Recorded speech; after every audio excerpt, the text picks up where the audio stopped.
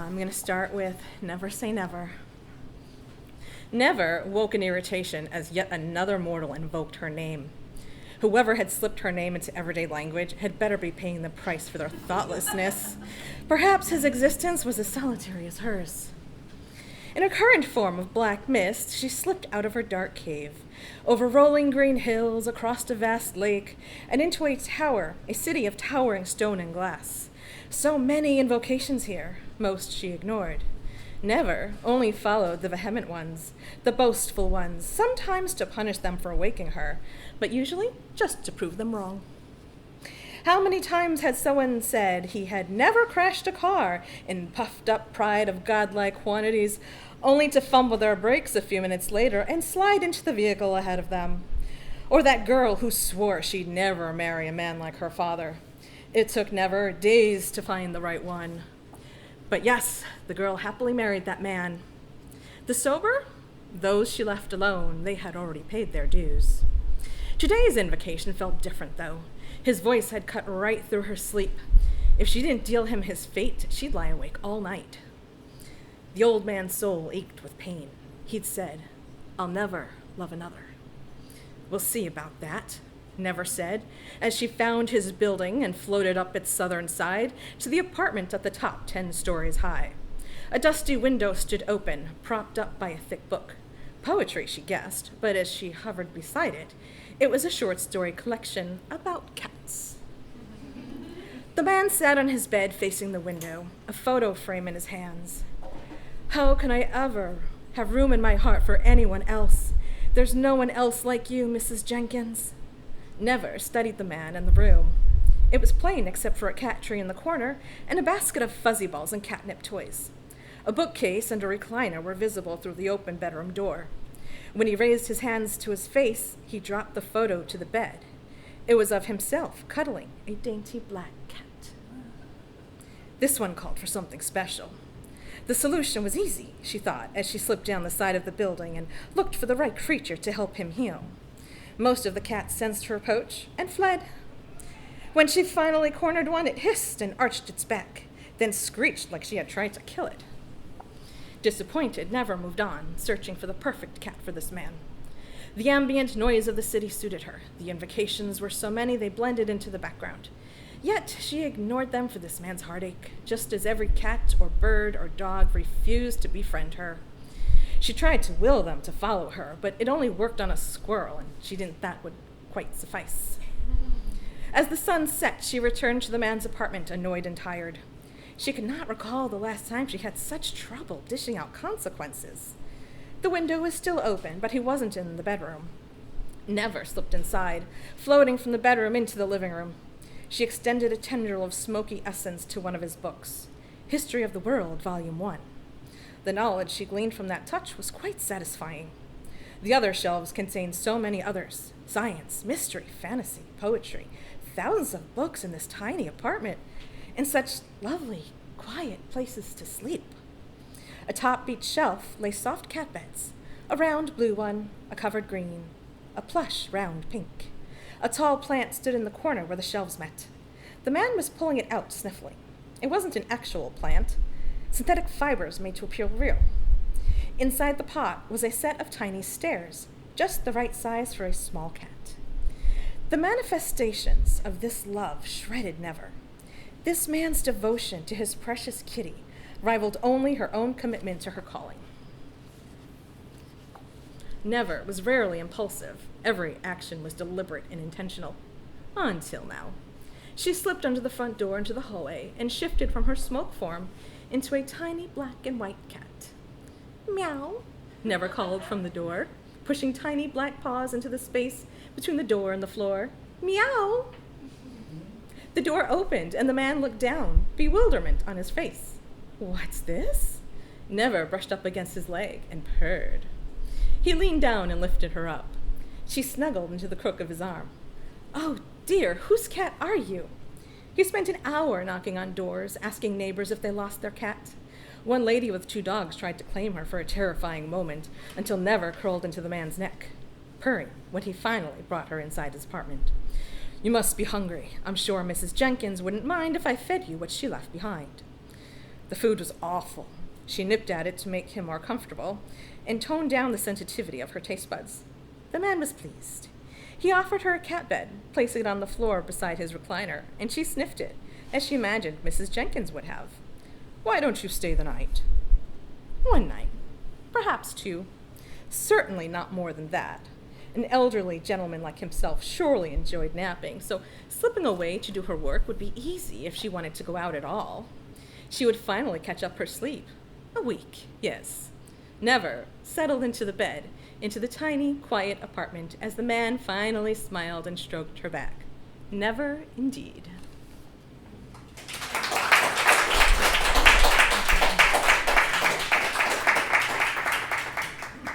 The next story is one of my favorites. I work in real estate. I don't know if you ever walked through like an open house or someone else's house and you kind of feel like that house has vibes. This house has vibes. Voices heard within Heartbreak House. House felt its front door creak open and held its breath. It hadn't had visitors in a long while. "The front foyer is very spacious," an old woman said, "and bright once the boards are off the windows in the parlor." This woman's voice was familiar. She had visited many times throughout House's period of vacancy. What was the word again? That's right, realtor. It checked on its spectral occupants in the attic and basement. Relief washed over its structure that the ghosts were not active. They could ruin this if the realtor had someone that was truly looking for a home and not just chasing rumors. "It seems bigger on the inside." The second voice was younger, reminding House of Mrs. Hartfield before her illness.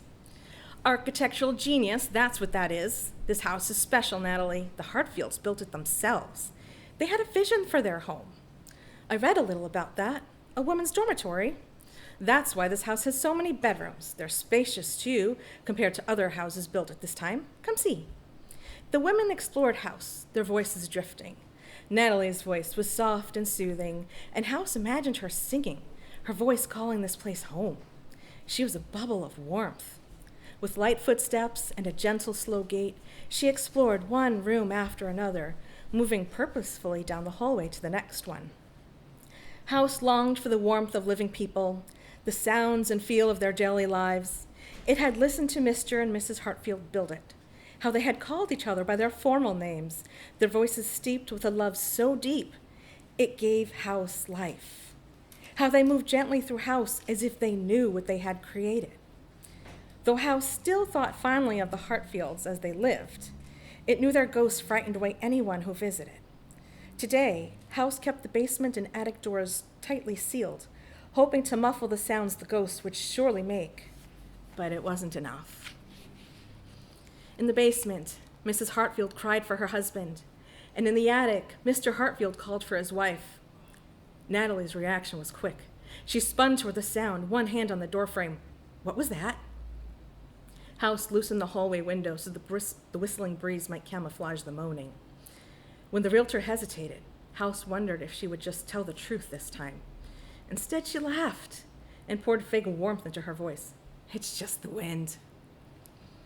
When the front door opened again, House recognized Natalie by her steps, the gentle weight of her entrance. It could feel her nervous energy through its floorboards, but there was more to it. She was excited, happy, like when the Hartfields had finalized their first round of students. They had discussed the list of applicants together late every night. But when they finished, their voices had been joyous, like they had just chosen their family. The realtor was with Natalie, but she remained on the porch, pacing in erratic patterns. She didn't like House, never did. No one could hide that kind of distrust. House really couldn't blame her, though, after all those years of hopeful buyers who went running out the front door. Someone else entered behind Natalie. His steps were heavier. There was strength in him, but also caution. Not quite fear, and that was what made House recognize him. This man was going to frighten Natalie away, like he chased away all the others. The man paused in the foyer, shifting from one foot to another. You heard the stories about this house? You know why they call it Heartbreak House. Natalie closed the front door like it was hers. Her grasp was firm on the door handle. I don't need more rumors. Just inspect the house. Tell me what needs fixing or what I need to replace completely. You'd be better off knocking it down and starting over. Jeff, I'm paying you to inspect the house as it is. If you can't do it, I'll hire someone else. Natalie's weight shifted, even between her 2 feet. She was balanced, confident, like a young Mrs. Hartfield welcoming the college women to their new home and setting ground rules. Fine. Jeff set down a heavy item, a bag maybe. House felt the rumbles of his pulling out metal objects. Tools. House remembered Mr. and Mrs. Hartfield built it with many tools. Most were still in the basement. After an hour of poking and prodding the walls, the wiring, the floors, Jeff grunted. Needs a lot of TLC, but the structure is strong. The builders had an extraordinary vision and advanced understanding of engineering for their time. The Hartfields built it themselves. Was that common for that time period? Natalie asked.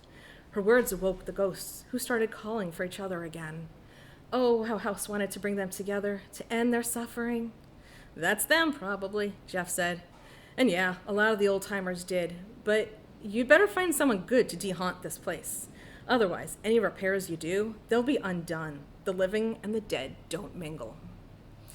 You seem to know a lot about ghosts. Is that from your inspection experience or personal misgivings? Jeff laughed harshly. You're paying me to inspect the house, not give you a history lesson. Go figure it out. He lowered his voice then, but House still heard. I could get you a good lawyer, get you out of this contract. House hurried to soothe Mr. and Mrs. Hartfield, buffering the attic and the basement with some board movements, kind of like music. They liked that.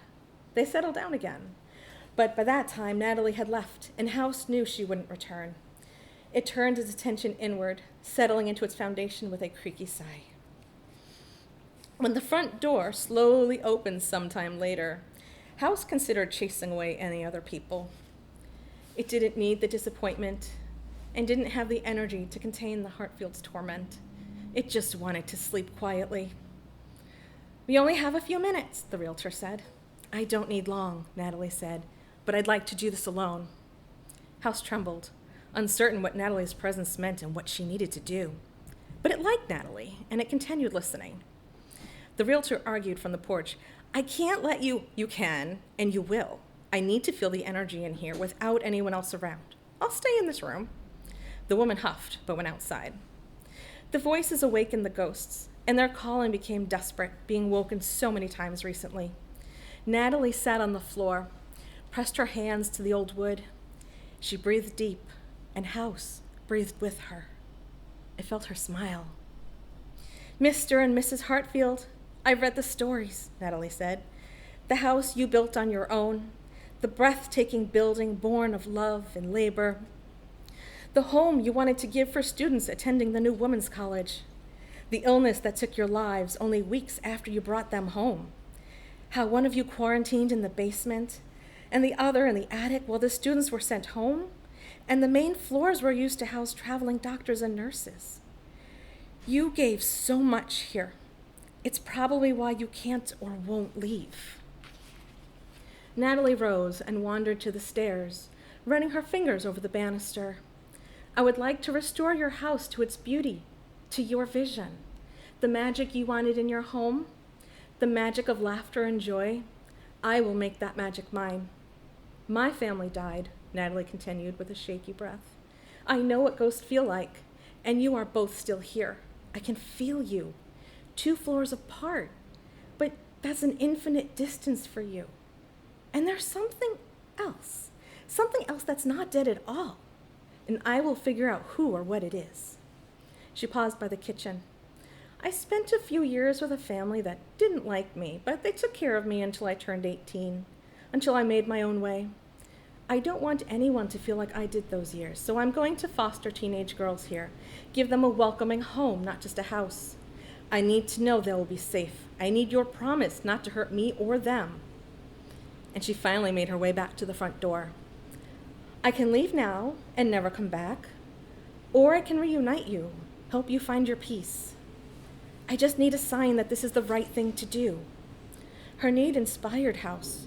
It wanted to be the most welcoming home ever lived in. Mr. and Mrs. Hartfield started crying, and their trapped souls danced in happiness. But the sounds between the realm of the living and the dead don't always translate.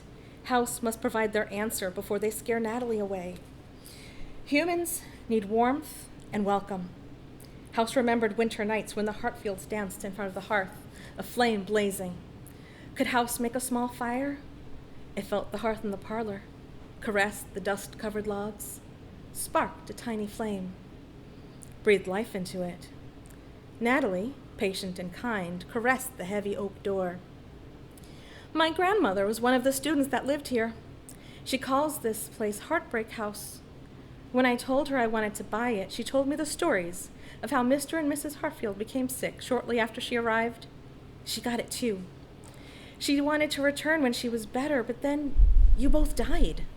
You both died trying to keep those girls safe and each other. One up in the attic, one in the basement.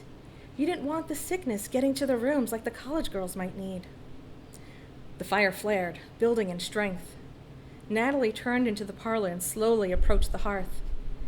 I think she'd like to see it again, but I'm going to clean it up a bit first.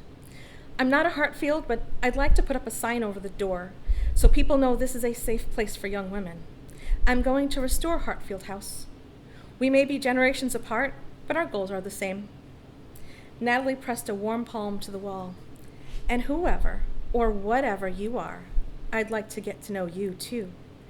House tickled the wood beneath Natalie's hand. She jumped, startled, but she laughed. Hello, friend. Natalie left the hearth, returning to the foyer. Her hand was firm as she swung the front door open. Douse the fire, will you? I'll be back in a few hours. The loneliness that had consumed House's whole heart fled. To be known, to be addressed, to be called friend. It was more than House could have ever hoped for. And for a new name, an honorable name, to be worn over its door, House had only one word, a word it didn't know it could ever feel again. Joy.